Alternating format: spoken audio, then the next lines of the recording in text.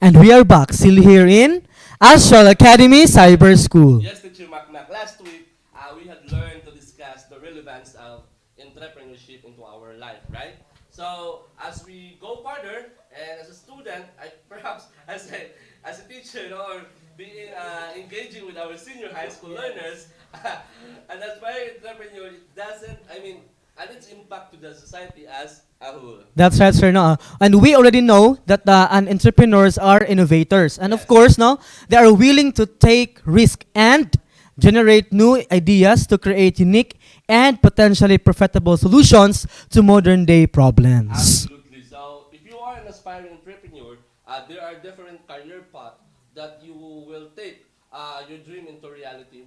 So, perhaps, however, which path you choose will depend on your experience, skills, finances, flexibility, as well as your goals for the future. That's true, sir. No, and of course, there are jobs that will hone your entrepreneurial skills while you learn the ins and outs of running a business where entrepreneurship is values can give you some of the rewards without the responsibility. That's right. All right, learners. Today, let's deal with our topic, a very interesting topic in our entrepreneurship. The entrepreneurship course and our competency this afternoon is to explore job opportunities for entrepreneurship as a career. So this time, Teacher Abab, it is very important as a senior high school learners for you to know what kind of job you can get after taking entrepreneurship course rather than of having our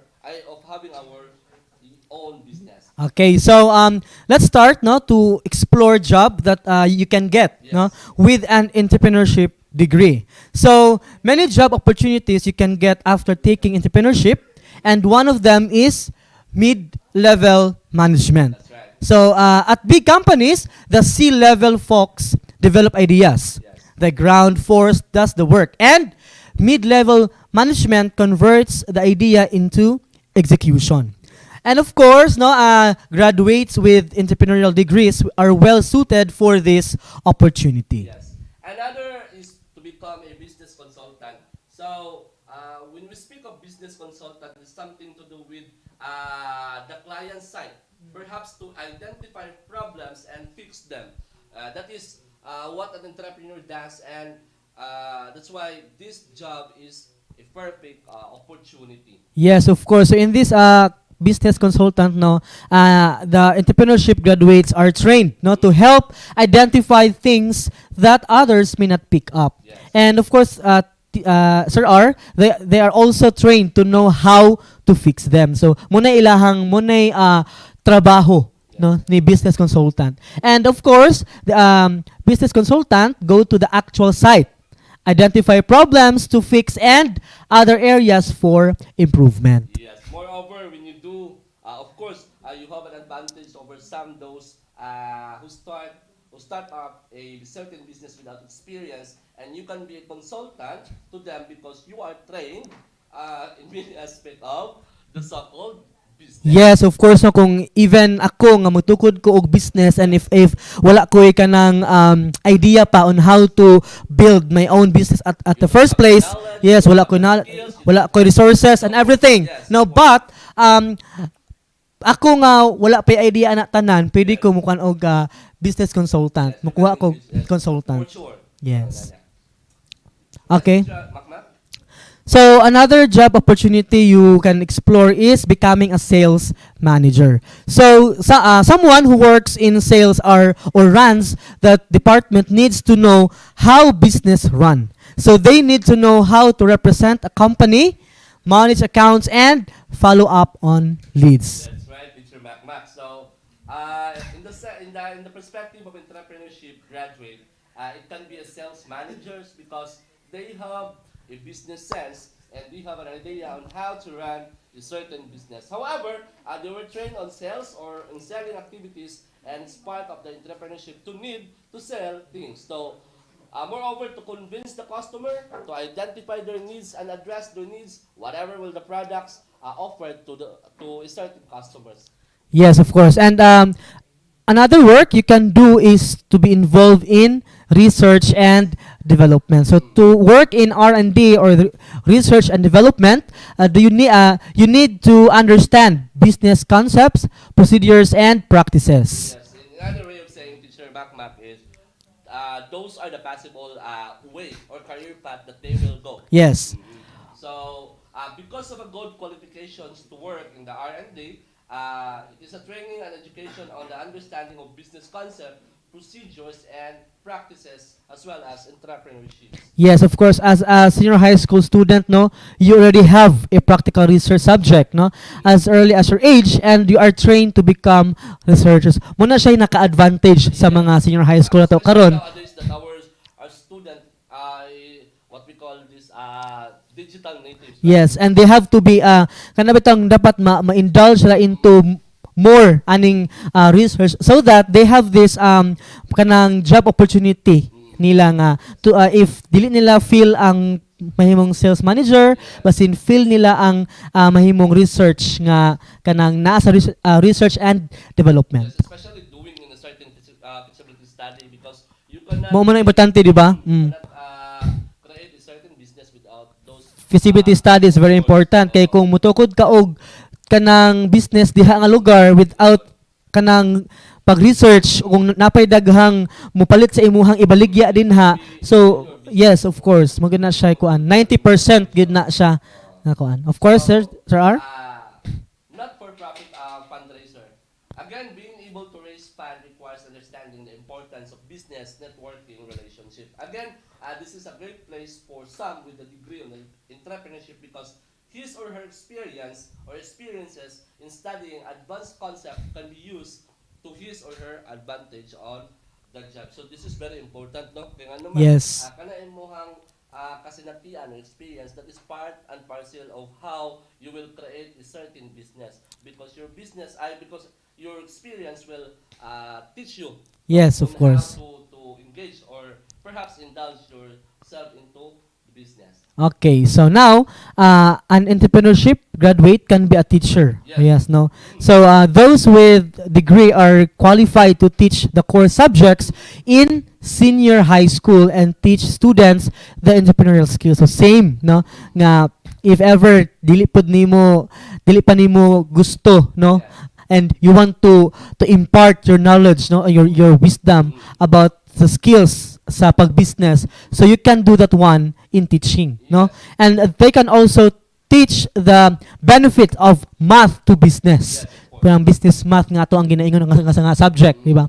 And of course, the history of to innovation and literature to persuasive advertising. Yes, actually, Teacher Mac, it happens nowadays because, of course, nadala ito mga friends man no nga, although they are business graduates, especially kung BSB ang imong kurso, Yes. yeah, if you are not happy and engaging in certain business, then na sila karon sa field of academ. So, in Yes. which nagtudo sila dito mga subjects like nasa college pod, no? Ano ba po especially na kung kaila, especially Teacher Jefferson Sabillano. Yes. So, na siya katuldo sa senior high school. So, he is handling now the ABM subjects because there are a lot of subjects in the ABM that correlated, perhaps related or connected to business, like business math, applied economics, business ethics, Yes. and many more.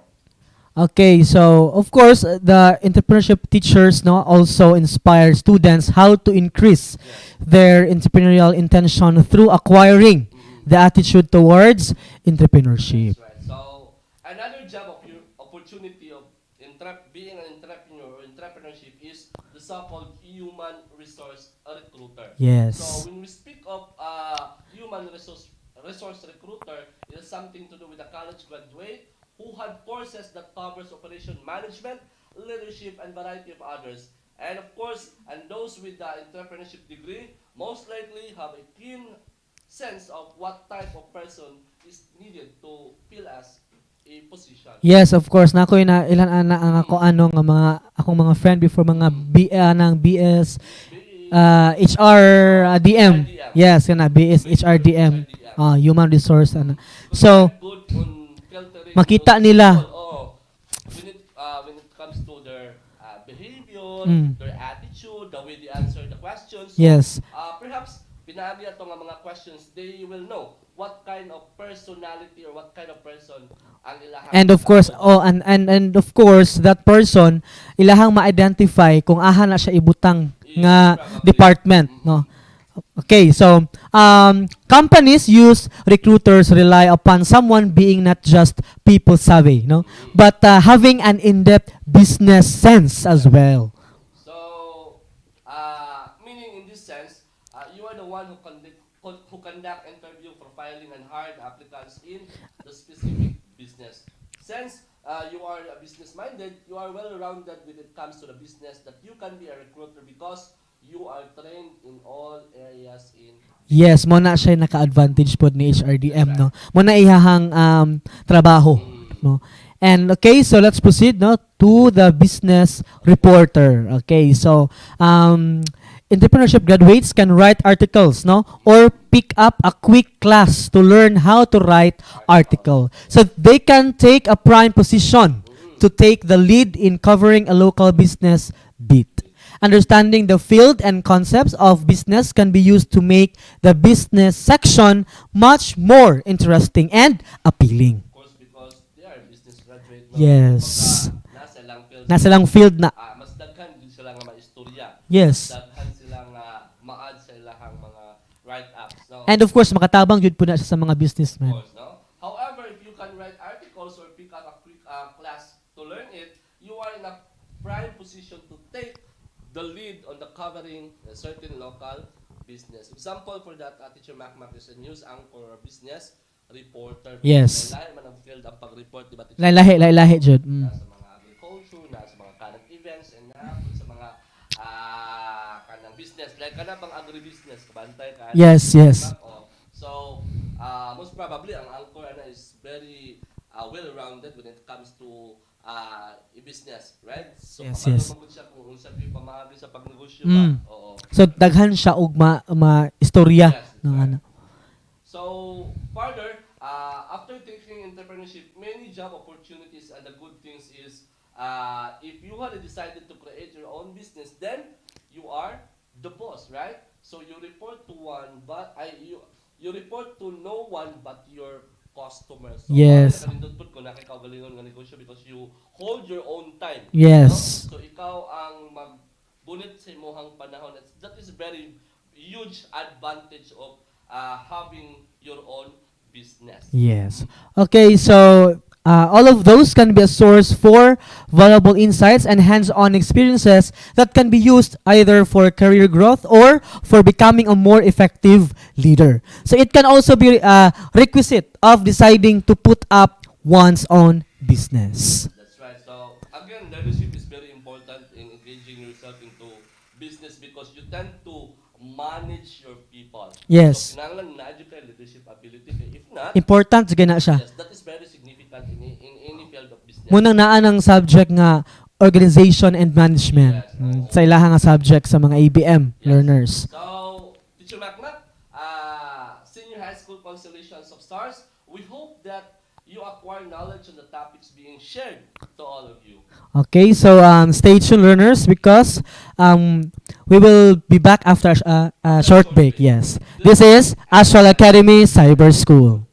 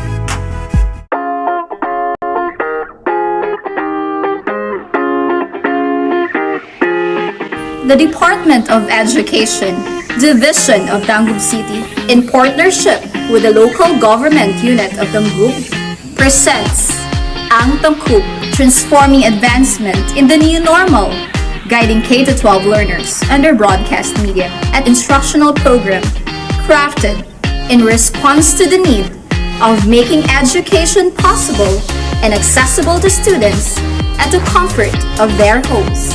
It covers the most essential competencies, thematically layered in drama plays which were originally written, directed, and performed by teachers to see to it that education is securely provided. This is Ang Tangkub.